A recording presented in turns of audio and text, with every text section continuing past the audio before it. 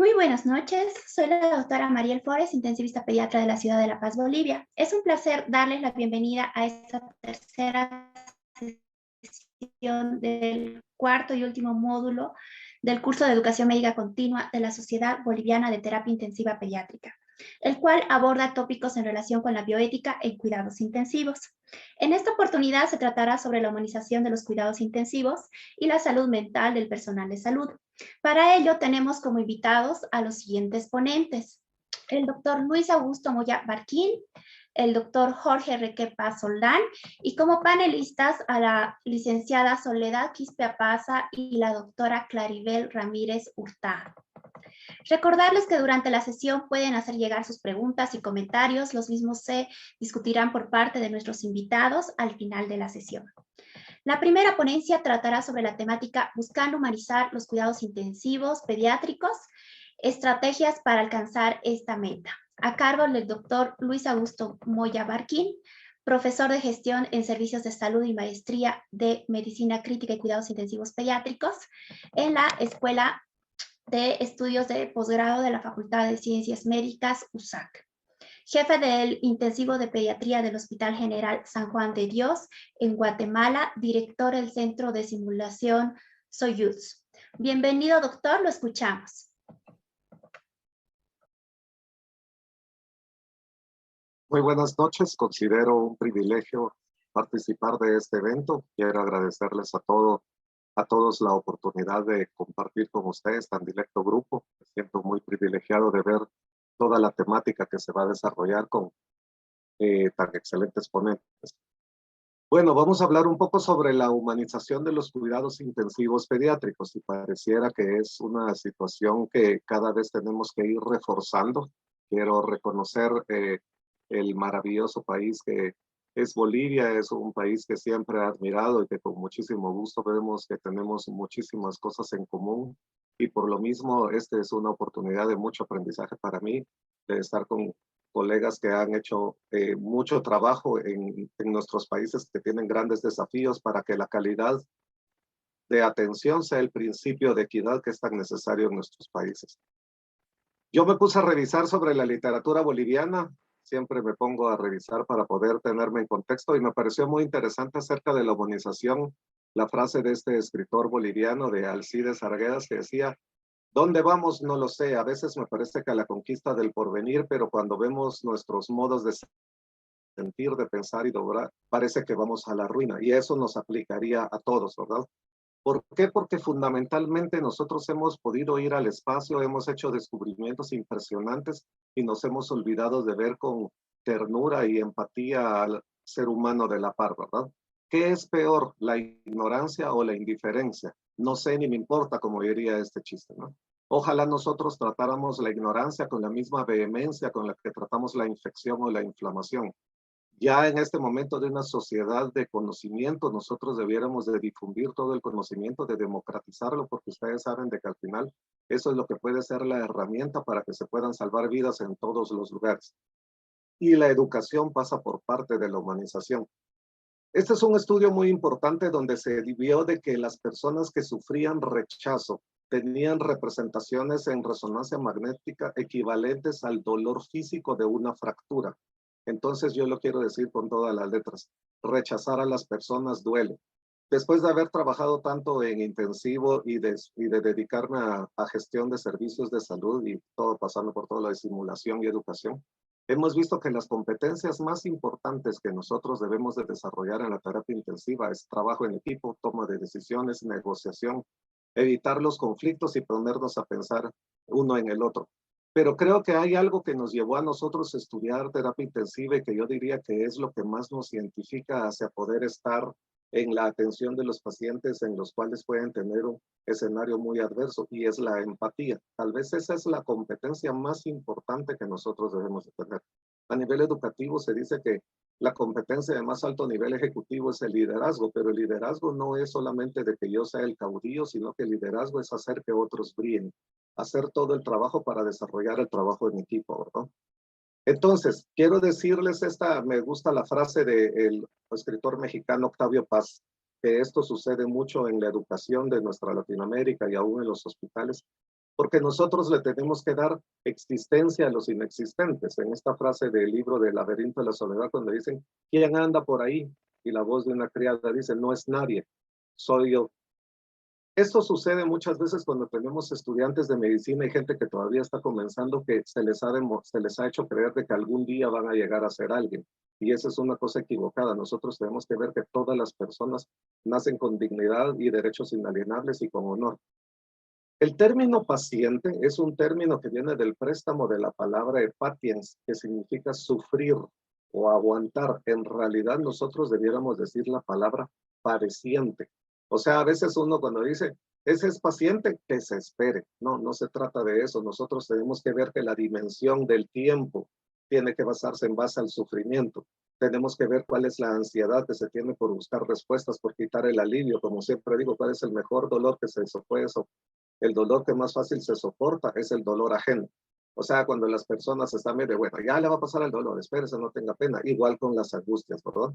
Entonces nosotros tenemos que conectarnos no solamente con conocimientos, y eso es lo que ha sido una cuestión de una separación artificial de lo que es el conocimiento, donde son situaciones que son permanentes y fijas, y se ha dejado por un lado lo que son los sentimientos, las emociones y también el conocimiento de poder manejar habilidades que se le llaman soft abilities, pero por ejemplo lo van a ver ustedes al siguiente, de que hay personas que pueden tener una gran capacidad académica, ser un erudito, pero lamentablemente es muy difícil o intratable trabajar con ellos. Entonces nosotros tenemos que ver que para ser un profesional integral tenemos que desarrollar y también vernos a nosotros cómo es nuestro comportamiento, cómo ha sido nuestro aprendizaje y lo que nosotros tenemos de habilidades. Definitivamente nosotros también tenemos que tener habilidades para poder manejar el conflicto, manejar las emociones, también para no sentirse uno que, como digo yo, el no sentir nada es sentir algo. Esa despersonalización también es aprendida porque muchas veces es un mecanismo de defensa donde no se ha logrado gestionar de una manera también la frustración, el entusiasmo y todo, que a todo personal de salud le puede suceder. Lo que les hablaba entonces de lo del rechazo, eso duele. El rechazar a una persona equivale a una fractura. Esta es una frase de una mezquita donde dice, todas las personas nacen con honor. Lo insisto, todas las personas son dignas desde el momento del nacimiento y nosotros tenemos que verlo porque aunque sea su origen, sí vale la pena revisar. Yo estuve revisando varias obras de literatura boliviana y cuando uno revisa la historia de nuestros países y todo, nosotros vemos que en nuestros países todavía existe el conflicto acerca de la lucha de clases, de los estratos económicos. Pero lo más importante es Guatemala es un país multicultural, multilingüe, también con 22 grupos lingüísticos. Y es un país de 108.882 kilómetros cuadrados. Es triste que personas en su propio país, ejerciendo la ciudadanía, no puedan ser comprendidos desde su visión cultural y desde su pertinencia lingüística. Y eso son de las cosas a las que nosotros tenemos que ir trabajando para poder ir haciendo de que eso se pueda promover en todos los niveles de atención. Como yo siempre insisto, yo no critico personas, critico comportamientos, y por eso voy a hacer alguna crítica hacia el modelo de educación que nosotros tenemos. La educación que nosotros tenemos es estática, basada en la historia, fragmentada. O sea, ustedes ven de que hay una especialidad para cada órgano. Se cree de que el servicio de emergencia es diferente al servicio intensivo, es diferente al servicio de quirófano, donde los cirujanos y los anestesiólogos son otro boleto. Está sobre enfermedades, sobre cadáveres, hay ensayo y error, es simplista y reductivista, es autoritaria y ha prevalecido el conocimiento sobre el desempeño. Entonces, ¿qué pasa cuando nosotros vemos de que el aprendizaje ha sido fragmentado? Nosotros podemos llegar a tener conclusiones parciales a partir de la realidad que nosotros estamos interpretando nada más. Y por eso es de que es muy importante empezar a pensar de que el aprendizaje tiene que ser colectivo y aún en los errores, poderlos discutir, porque ustedes ven, estas personas de manera técnica podrían pensar de que están en un error, ¿no? O sea, así de que es una manguera, que es un árbol, que es una cuerda, pero cuando todos están sumando lo que ellos están percibiendo, pueden llegarse a mejores conclusiones que desde el punto de vista filosófico dejarían de ser incluso falaces. Esto es una cuestión muy importante que es sobre el cómo vernos nosotros. Y yo lo he dicho sobre el COVID. Este cuadro lo he utilizado mucho con la intención de discutir el COVID. Todo mundo quiere expertos. No hay suficientes expertos para tratar todos los pacientes que se necesitan. Nosotros debiéramos de promover personas competentes. Nosotros debiéramos buscar de que el conocimiento fuera más difundido, más amplio, y de que todas las personas dentro de la gran generalidad de cosas del conocimiento básico y de habilidades básicas pudieran manejar a muchos pacientes, que ellos van a poder manejar mucho más pacientes que los que podrían manejar los expertos, que son magníficos y que tienen una gran capacidad resolutiva. Pero ustedes saben que muchas veces se ha visto a la terapia intensiva como un último recurso, donde a veces las personas hasta tienen un miedo de consultar donde el terapista intensivo, porque el terapista intensivo es una persona hipercrítica que quiere los pacientes perfectos, cuando eso no va a suceder. A mí me ha sucedido mucho, yo lo he contado en varios países de América Latina, cuando me llaman de algún hospital provincial de Guatemala y me dicen, doctor, queremos trasladar un trauma de cráneo. ¿Cuánto tiene de Glasgow? Fíjate que no tenemos reactivo en el laboratorio para medirle el Glasgow. Bueno, envíalo. ¿Para qué lo voy a empezar a regañar, a cuestionar? No sabe nada. Porque yo eso es una cosa que voy a resaltar. Nunca tenemos que prevalecer una discusión o querer tener la razón sobre el beneficio de un paciente. Entonces, esa es una de las cosas que lamentablemente no se ha promovido. Cuando uno hace el análisis de las competencias del pensamiento crítico, habla de la humildad intelectual, porque todos cometemos errores y debemos aprender de los errores. E incluso hay un efecto que se llama el efecto Dunning-Kruger, donde la mayoría de personas que tienen un exceso de confianza en general lo utilizan para ocultar que no saben mucho. Las personas que tienen mucha confianza, como lo han de ser todos ustedes, personas que tienen la construcción de grandes habilidades, saben que esa confianza fue en base a conocimiento y experiencia, pero lamentablemente eso es a través del ensayo y error. No nos enseñan a aprender a reconocer nuestros errores. Entonces, los sentidos, que es lo que nos va a persistir nosotros, tener una percepción de la realidad, yo me permito recordar de que la realidad es neutra. Depende cómo la veamos y la interpretemos nosotros, el valor que le vamos a dar.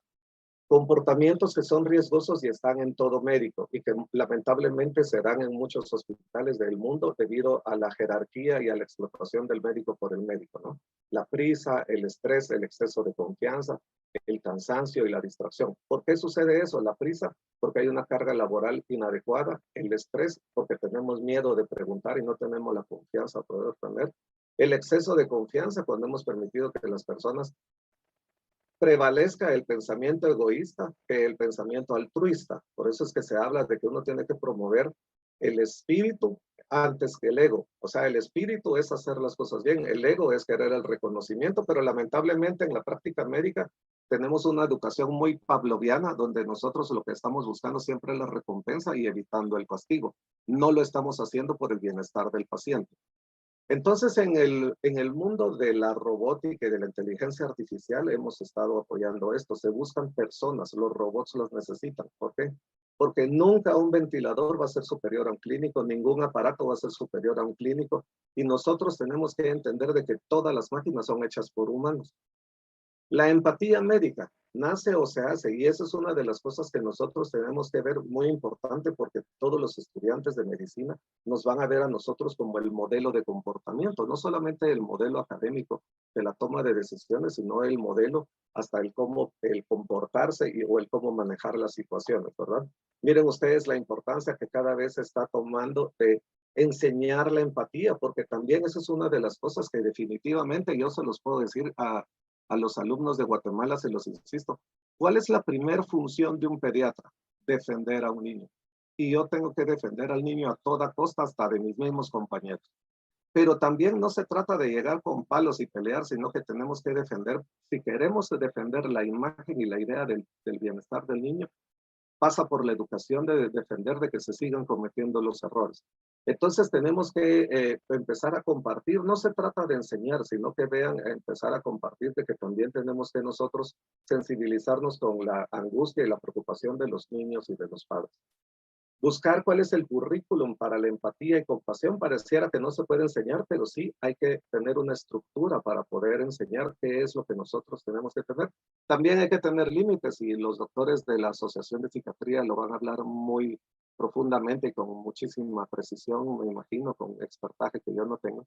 de poder saber hasta dónde se puede tener que involucrar la persona, porque muchas veces en nuestros países con tantas carencias y como diría la Madre Teresa de Calcuta, es más fácil quitar el hambre de pan que el hambre de cariño y de afecto.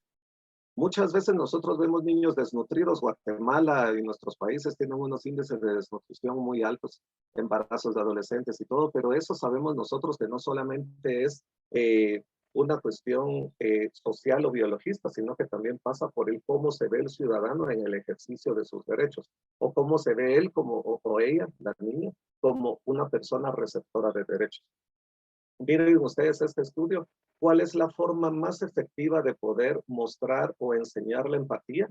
No es con clases didácticas ni trabajo en pequeños grupos, sino que con el juego de roles y con el paciente estandarizado. O sea, yo se los digo una cosa, no se trata de que uno cuando está dando los cursos de reanimación diga, imagínate que está una señora llorando, sino de que si nosotros tenemos un actor de una señora que está llorando y de que por favor salve a mi hijo, yo lo traje varias veces y ustedes no me quisieron hacer caso, esa fidelidad psicológica hace que el estudiante empiece a percibir antes de que lo pueda suceder en la realidad las situaciones que pueden pasar. Entonces, nosotros tenemos que buscar un mapa para no perdernos, ¿verdad? ¿Cuáles son las estrategias de comunicación? Que es muy importante. Lamentablemente se nos enseña de gases arteriales, de gasto cardíaco, que si tenemos tal monitor, que si tenemos el NIRS, el BIS, medición ecocardiográfica, pero no se nos enseña a comunicarnos mejor. El mapa de empatía pasa por la cuestión de poder conocer a una persona, y eso cuando ustedes van a enamorar a alguien, se lo tienen que saber todo, ¿verdad? O sea, ustedes sacan un trabajo de inteligencia, le preguntan a qué horas va por el pan, las tortillas, por la leche que hace, dónde estudió y todo. ¿Cuál es el nombre de la persona? Tenemos que personalizar a todas las personas, o sea, tienen que tener un nombre, podernos referir a ellos, preguntarles cómo les gusta que se les diga, qué es lo que ven, qué perciben, qué es lo que ellos quieren decir, qué es lo que los hace sentirse felices, qué es lo que sienten ellas como recompensas, cuáles son las situaciones de dolor, qué son las cosas que tenemos que escuchar, qué son las cosas que ellos quieren hacer.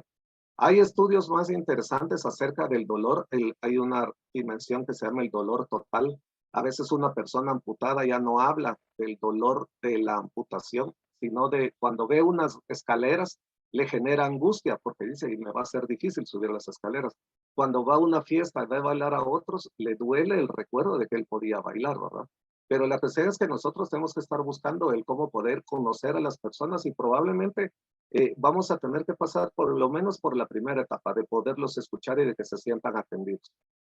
Esta es una cuestión muy importante, es un estudio de esta revista JAMA de cirugía donde dice de que los cirujanos que son rudos o los que dan opiniones que el paciente no quisiera oír o algo, hay una relación estadística que los pacientes se complican más.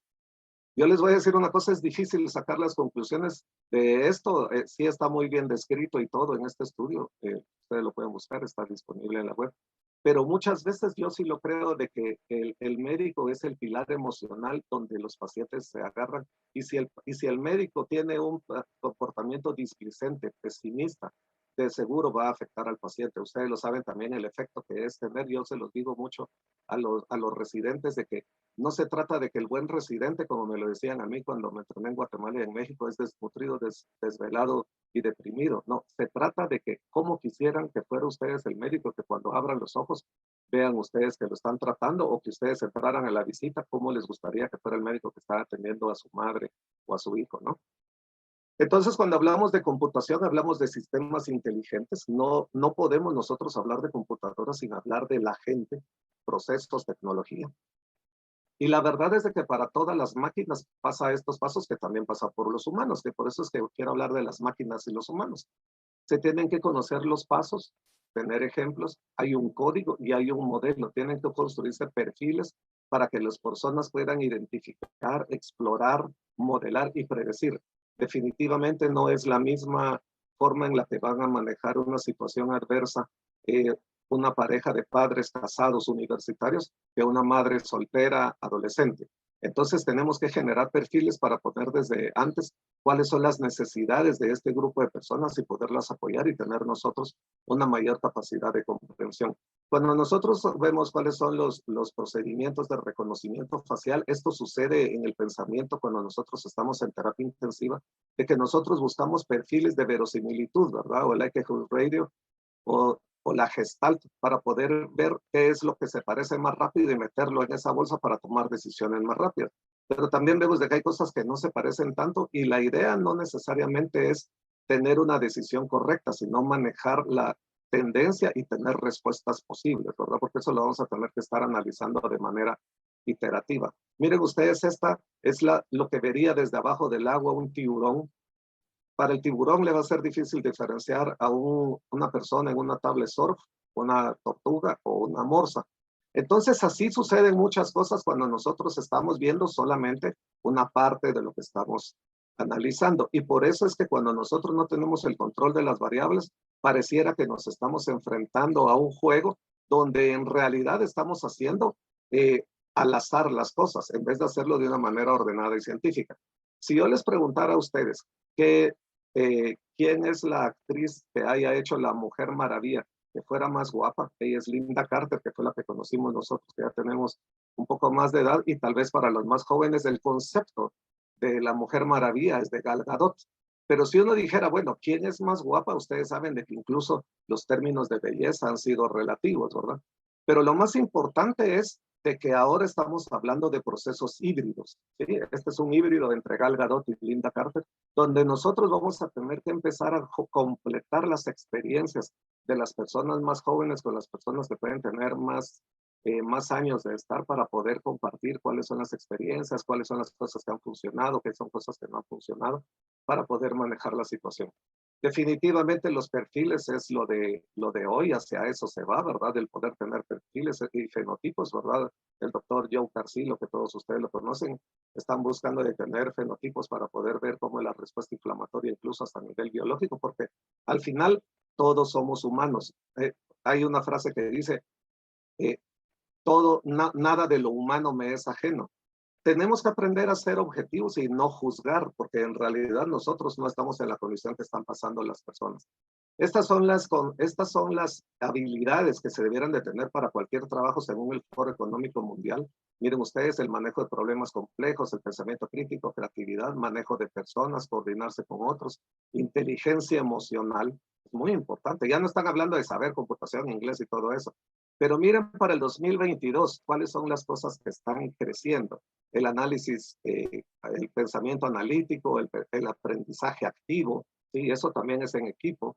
La creatividad, la tecnología, la resolución de problemas complejos, la inteligencia emocional, volvemos a eso, el liderazgo y la influencia social, o sea, de que las personas también puedan tener una relación con el entorno. Ya no está más aquel que es el erudito que tiene un montón de diplomas, pero que es difícil tratar con él o que se mantiene aislado en su oficina. Esta es una investigación, eso es un paper que nosotros hicimos de que no solo se debe reconocer errar es humano, ¿sí? Todos los dicen errar es humano, pero la verdad es que yo se los digo después de que cuando yo era estudiante de secundaria dejaba muchas clases aplazadas, en que todo el mundo lo regaña a uno, y con razón, pero nadie le dice a uno cómo salir del problema.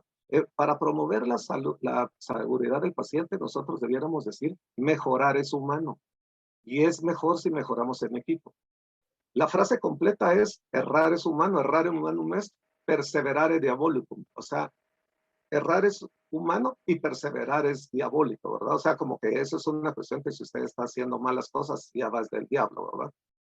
¿Qué podemos aprender de las máquinas? Que las máquinas no son arrogantes. Si ustedes llegan con prisa a imprimir un documento, la impresora se va a trabar, porque ella ya tiene procesos que están definidos. O sea, la prisa es suya, no de la impresora. Y por eso es que decimos que en la era de la inteligencia artificial debemos de seguir apostando por los humanos. Se buscan personas para esto. El error médico es una cuestión común. Ustedes pueden ver de que puede haber hasta en los expertos, en las segundas vistas, en los pacientes estandarizados. O sea, tenemos que aprender a ser más amigos del error y también ver que todas las cosas que nosotros hagamos tienen un costo, no hay recursos suficientes y siempre tenemos que buscar alternativas. Entonces, lo humano va asociado al error. lo humano va acerca de las posibilidades. No hay respuestas correctas, hay respuestas posibles. Y busquemos cuál es la mejor alternativa para poderlo hacer.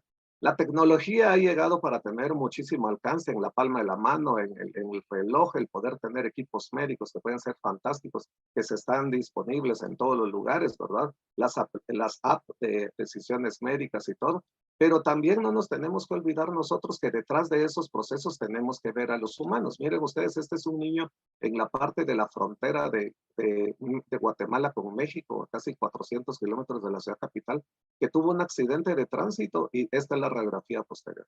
En el lugar más rural, nosotros habíamos dado un mes antes el curso de reanimación, que es difícil porque el humano necesita poderse empoderar del conocimiento. Recuérdense de que al adulto no se le debe regañar, se le debe retar. Bueno, puedes hacerlo mejor, puedes hacerlo mejor. Y con mucha satisfacción les digo de que estas personas, cuando empiezan a tener una retroalimentación negativa, a veces la llegan a creer. Y ese es el efecto de las redes sociales, ¿verdad? Este es el principio de la propaganda nazi, ¿verdad? Una mentira repetida 1000 veces se convierte en una verdad. Y no se diga si mandan 1200 WhatsApp, la gente ya no lo va a cuestionar. Pero si nosotros le empezamos a decir a las personas que pueden creer en sí mismos y que la vida de las personas pueden tener cambios a partir de las decisiones que ellos tomen, el pronóstico de los pacientes puede ser diferente. Yo no voy a hablar desde el punto de vista de educación biologista, porque yo sé que todos ustedes lo han trabajado, sino que empecemos a ver la educación también como una cuestión más de humanización. Entonces, buscar que, según el Foro Económico Mundial, buscar que exista un mejor trabajo en equipo entre enfermeros y médicos. Cada vez estamos hablando de personas competentes, de que no se exista la diferencia de que hayan silos. El conocimiento tiene que ser transversal. Los países que más han desarrollado su supervivencia y su éxito tienen más enfermeras que médicos. Y cada vez las enfermeras tienen un papel más importante de toma de decisiones. Miren ustedes, esto es importante cuando hablo yo de las apps. Este es un mapa sobre cómo es la luz en el mundo, la distribución de la iluminación. Miren ustedes, hay muchas partes de nuestros países que están prácticamente oscuras, o sea, eso les puede dar una idea muy gráfica de cómo es el acceso a los servicios de salud, de distancia, de recursos y de índice de desarrollo humano. Y cuando vemos nosotros las conexiones por Internet, pues también vemos nosotros de que hay centros que tienen una alta congestión de los servicios de Internet, pero no en nuestros países. A veces nosotros tenemos que recurrir a los medios de comunicación local que muchas veces tienen problemas de demoras, ¿sí? Entonces, el cuidado intensivo hacia el futuro, ya no vamos a hablar del hospital, vamos a hablar del hospital, que eso ya está sucediendo a partir de lo de la pandemia, ya no es el hospital, es el hospital. Y hacia el futuro son por medio de drones que se van a distribuir los equipos médicos, van a poder llegar a casa, se va a poder tener ese análisis de inteligencia estratégica hacia dónde vamos. Y eso es a lo que quiero decir acerca del futuro de la salud y del cuidado de salud que se está haciendo a nivel de la tecnología. Pero miren ustedes qué importante, se está viendo que las personas que tengan menos nivel de escolaridad van a tener pérdida de empleos. Entonces, al tener pérdida de empleos, van a tener menos seguridad social, no van a poder tener seguimiento de enfermedades crónicas y muchas de las cosas que va a pasar, además de que va a completar mucho el proceso de tener, cuando llega una enfermedad crónica invalidante, resulta un problema de pronóstico también, de que las personas muchas veces dicen yo no puedo seguir el tratamiento. Por ejemplo, en Colorado, Estados Unidos, se vio de que muchos niños hispanos llegaban con cetoacidosis, pero no es que tengan un gen para llegar a la cetoacidosis, sino que ellos muchas veces no van a su consulta porque están ilegales o no tienen un seguro que les cubra la atención. Entonces, si nosotros seguimos en la automatización, ¿qué preguntas debiéramos hacer? Porque estamos dejando de un lado al humano, ¿sí? Pero es que nos estamos dando cuenta de que no tenemos que creer en las máquinas, porque son las habilidades, no los títulos, los que nos darán la forma del futuro. Para el año 2025, muchos de nosotros, si no les centráramos a todo esto que es actual, del Zoom y todo eso, ya estaríamos obsoletos. Y hay muchos médicos también, ustedes conocerán a maestros y profesores, que no le han logrado entrar a la cuestión de la telemedicina ni a la cuestión de informática, porque como muchos de nosotros, a mí todavía me tocó ver televisión en blanco y negro y era solo 2 canales de televisión. O sea, no es lo mismo cuando ustedes le dan su celular a un niño de 13 años que le descubre cosas que ustedes ni sabían. También pasa con médicos que están muy bien formados, pero que no han entrado en esta vorágine de tecnificación. Vemos ya entonces, miren ustedes cuáles son las habilidades para el 2025, pensamiento crítico e innovación, pues, aprendizaje activo, manejo de problemas, creatividad, liderazgo, ¿sí? Resiliencia, tolerancia al estrés, flexibilidad. Eso también tenemos que empezar a aprenderlo y empezar a enseñarlo, ¿verdad? Eso es lo que nosotros estamos buscando. No solamente tenemos que ver la automatización, sino que tenemos que ponerle más atención al humano. Entonces nosotros estamos avanzando del hospital al hospital al hospital, donde incluso las personas ya no solamente van a tener cuidados en la casa, sino que también se van a estar comunicando por medio de apps y por medio de videollamadas, ¿verdad? Este fue el generalísimo Franco, el dictador de España, que cuando él entró en una disfunción neurológica, se montó todo un hospital en su casa. Toda la gente trataba de preservarlo vivo por el miedo que él regresara y pudieran tener consecuencias políticas, ¿verdad? Pero esa es una de las cosas que cada vez tenemos que ir viendo, de que los pacientes pueden tener una larga estancia en casa rodeados de las familias. Ustedes se recuerdan el caso de Michael Schumacher, el piloto de Fórmula 1, todavía está en casa. Ariel Sharon, primer ministro de Israel, murió después en su casa, en su rancho, después de haber estado 8 años en coma. Bárbara Bush, ella fue muy interesante porque hubo un momento en el que ella dijo, yo ya no quiero más tratamiento y quiero pasar el tiempo que me quede disponible en mi casa. Ustedes le habrán dado el seguimiento a la muchacha de Colombia que está pidiendo la eutanasia, que se le autorice por medio de la influencia de su hijo. Y también respetar las decisiones. Esto a mí me pareció muy importante del senador McCain, que miren, si me muero, por favor, que no llegue Donald Trump a mi funeral, ¿verdad? O sea, hasta eso nosotros tenemos que ir buscando, porque lamentablemente hemos visto también de que la muerte no forma parte de la vida y lo vemos como un fracaso, lo vemos como una cosa negativa, cuando la muerte es la única certidumbre que tenemos. Entonces, como les digo, el buscar de que tenemos que mejorar como equipo, mejorar es humano, pero para mejorar de forma humana tenemos que ir reconociendo los errores y los sistemas. El futuro entonces está así a través de pantallas, a través de tablets, a través de computadoras. También vamos a buscar plataformas para ser más amigables. Miren, hay dos términos que a mí no me gustan. Amigable. ¿Por qué los softwares son amigables y hay personas que no son amigables? Y el término hospitalario, la gente confunde el término hospitalario. Hospitalario debe ser de atención, pero los hospitales hasta huelen feo.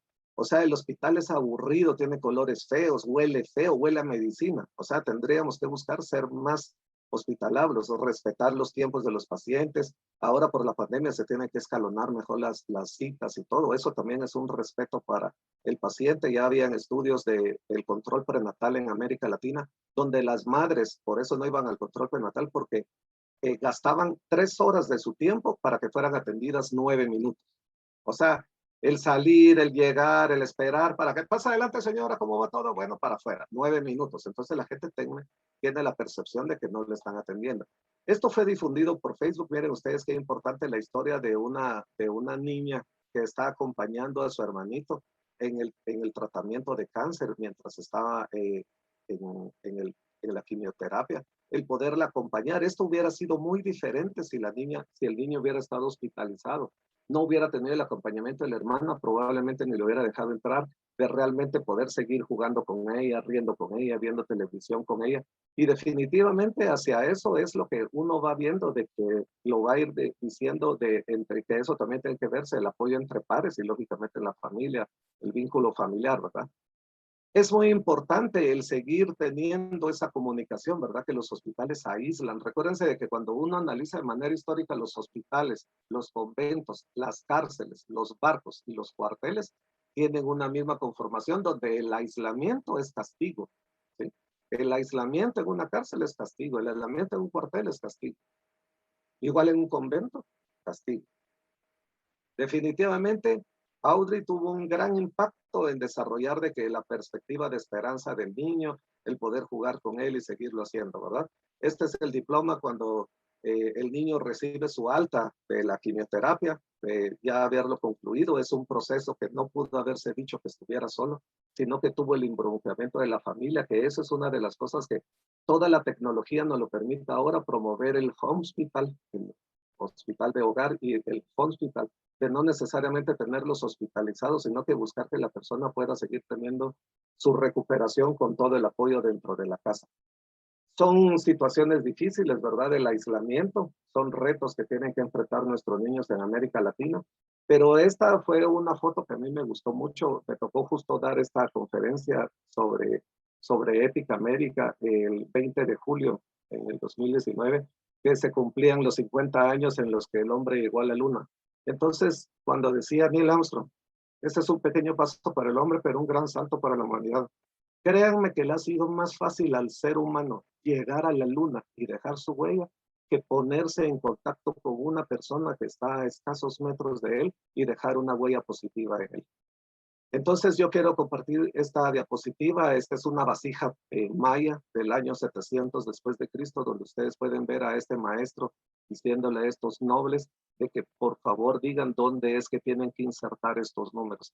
Al final lo que nosotros tenemos que aprender es a tomar decisiones. Lo humano lleva errores, lo humano y el aprendizaje lleva en el que tengamos un aprendizaje colectivo y de vernos todos con una conciencia colectiva donde todos podemos estar mejor. Muchas gracias.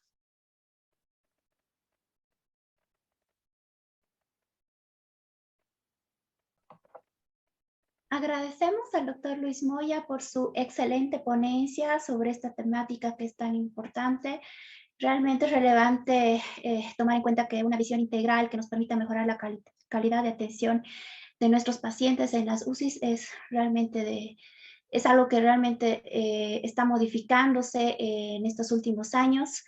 Y bueno, que no solo tenemos que tomar en cuenta la seguridad del paciente, como bien decía el doctor, todas las estrategias para humanizar nuestras unidades de cuidados intensivos, desde la empatía, una comunicación efectiva, el acompañamiento de esos pacientes y la educación, entre otros. Realmente excelente su ponencia, doctor. Muchas felicidades y muchas gracias por participar de esta sesión. Continuando con este temario, presento al doctor Jorge Enrique Paz Soldán, que nos hablará sobre la salud mental en el personal médico y de enfermería y cómo cuidar al equipo de salud que está a cargo del niño grave. La primera va dirigida al doctor Luis Moya, que indica cuál es su opinión. ¿Cuál es su opinión sobre el concepto de UCIP App propuesto por la doctora Kochatka? Sí, me parece muy importante esta iniciativa de la doctora de Johns Hopkins. Yo creo que, miren, hay una cuestión importante, no sé si lo vieron ustedes, entre las habilidades del 2021, 22 y hasta el 2025. Tenemos que buscar iniciativas. En realidad, una de las cosas a las que las personas pueden llegar a tener mucha frustración es precisamente porque no hay cambios. La rutina, como dice la canción de José José, puede llegar a ser rutina, la caricia más divina, ¿no? O sea, hay muchas cosas en las que las personas necesitamos enfrentarnos a nuevos escenarios, pero en vez de estar buscando cosas en el pasado, tenemos que volver partícipes a las personas. Entonces, esta iniciativa de la doctora Chaucat de movilización temprana del paciente en terapia intensiva, pues es altamente reconocida en Estados Unidos y ha recibido mucho reconocimiento y premios. Lamentablemente, cuando uno habla de rehabilitación, siempre se ha creído que la rehabilitación es a posterior, y cuando uno habla con la gente de kinesiólogos y rehabilitadores, siempre les van a decir que los pacientes envían muy, muy tarde. Y aunque ustedes no lo crean, una de las cosas en las que nosotros tenemos que siempre ver cuando nos paramos enfrente de la cama del paciente de terapia intensiva, no solamente es ver los monitores ni nada, sino que cómo vería el padre a su hijo. Y el padre solamente quiere ver que su hijo esté limpio y cómodo. Entonces, definitivamente, si nosotros podemos participar en la movilización activa y pasiva, de que el niño se vea cómodo, de que el papá ayude a bañarlo, de poderlo movilizar, de que, además de la prevención y todo, de las úlceras por decúbito y todo, lógicamente va a ir involucrando a la cuestión de la movilización. Yo les puedo decir que, yo no sé si ustedes han visto cuando uno está enfermo de gripe o algo, que uno mismo se ve en un espejo y uno dice, ah, me veo mal. Y conforme uno va mejorando y uno empieza a verse en el espejo, uno dice, ah, ya me veo mejor. O sea, esa autoconciencia es importante. Cuando el paciente está en la terapia intensiva también pierde eso, ¿verdad? Y eso ayuda mucho cuando los padres o las principalmente en niñas y todo, también entran a poderlo peinar y a enseñarle un espejo, mira cómo vas mejorando y todo. Entonces, en resumen, toda esta iniciativa de movilización temprana involucra la cuestión de que el paciente no esté postrado sin mayor movilidad activa o pasiva, que después lo deja en una vulnerabilidad muy alta debido a que no puede recuperar su autonomía, ¿verdad? Al final todo esto lo que busca, y bien lo decía la licenciada en enfermería, esa es una de las cosas muy importantes que tiene que verse, es de que la persona pueda recuperar su autonomía y en realidad para todo niño su calidad de vida es poder hacer sus funciones habituales, ¿verdad? Entonces, estas iniciativas, y hay muchas, ¿verdad? Se pueden estar haciendo. A veces no solamente es la cuestión de una iniciativa como esta estructurada de la doctora John Hopkins, que ya diríamos que es un curso y que ya tiene así como que patente, que ya está registrada, sino que hay muchos niños que a través del juego pueden empezar a mejorarse, ¿verdad? Y que eso es a través también de la participación de familiares y también del personal.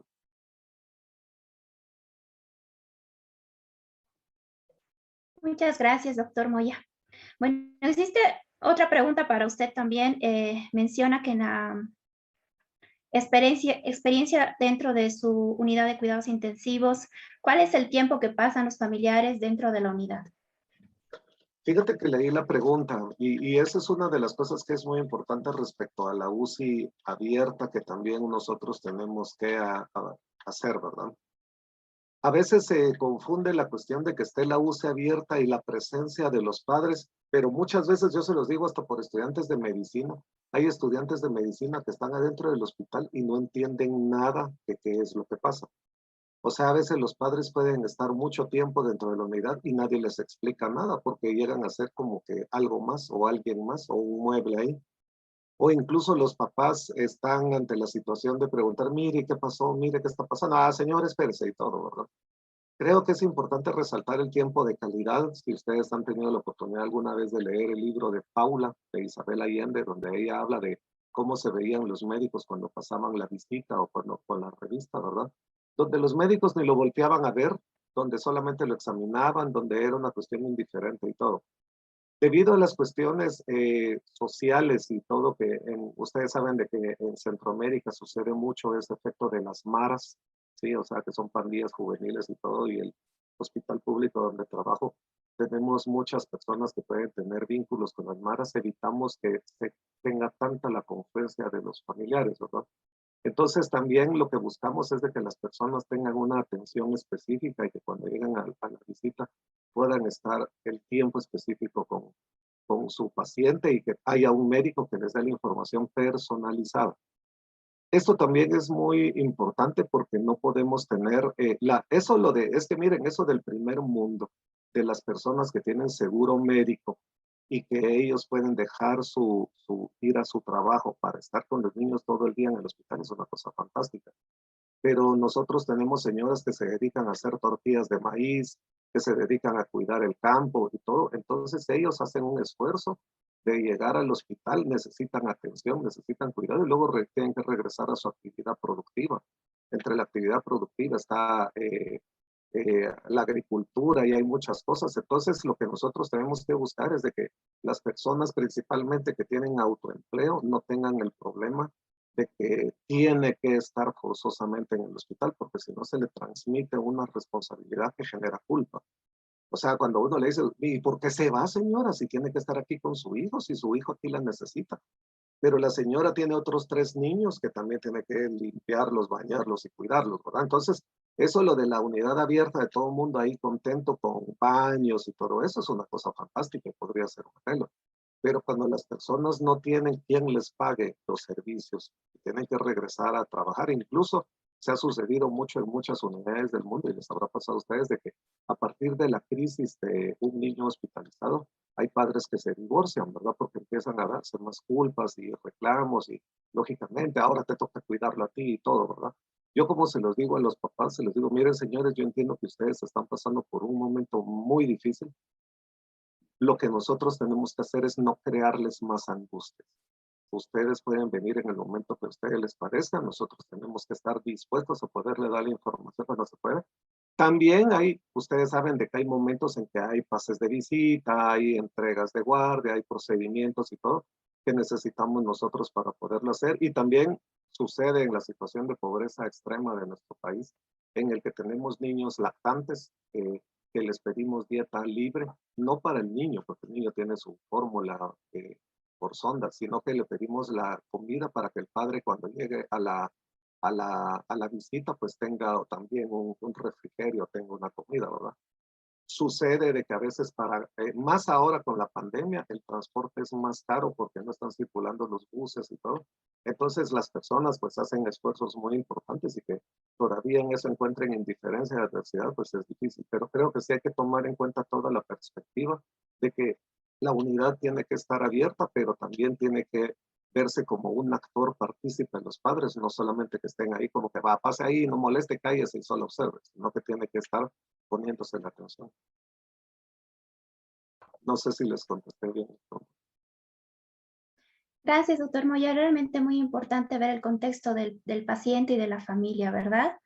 Bueno, continuando con las siguientes preguntas, estaba dirigida para todos, para los ponentes y para los panelistas. Menciona, en algunas escuelas de primer mundo se ha comenzado estrategias de apoyo para el paciente pediátrico crítico con mascotas.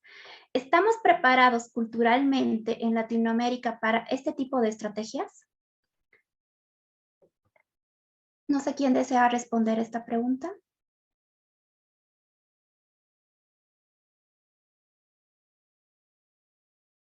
Nosotros lo tenemos en la unidad. Hemos tenido la cuestión de las mascotas, incluso en nuestro hospital era un centro de entrenamiento de mascotas. ¿Sí? Alguna vez yo quise llevar la mascota de mi casa con mi hija y entonces me dijo la entrenadora, pero ¿usted está seguro que la controla? ¿A quién? O sea, si sabía controlar yo la cuestión de mi hija o a la mascota, ¿verdad? Porque a veces yo no sé, a veces se ha perdido la perspectiva de payasos. Yo tengo el gusto de haber sacado el curso de payaso junto con otro intensivista que somos clowns adentro del intensivo. Pero la cuestión es que nosotros tenemos que involucrarnos de que no podemos estarle diciendo a la gente, mire, viva, sea feliz y que todo va a pasar cuando la gente está en un sufrimiento activo. Igual con las mascotas, ¿verdad? También hemos tenido nosotros niños que llegan al hospital porque han sido agredidos por perros de pelea, entonces no necesariamente es el mejor escenario tenerlo. Pero sí, por ejemplo, la convivencia y la deambulación, ya cuando los niños están ya saliendo de la terapia intensiva y que tienen más interacción, hay equipos de personas muy bien entrenadas que llevan mascotas de diferentes tipos, ¿verdad? Para poder interactuar y sí es una experiencia positiva, pero sí la cuestión de todas las medidas veterinarias, porque se recuerdan ustedes que también hay riesgos de enfermedades asociadas, ¿verdad?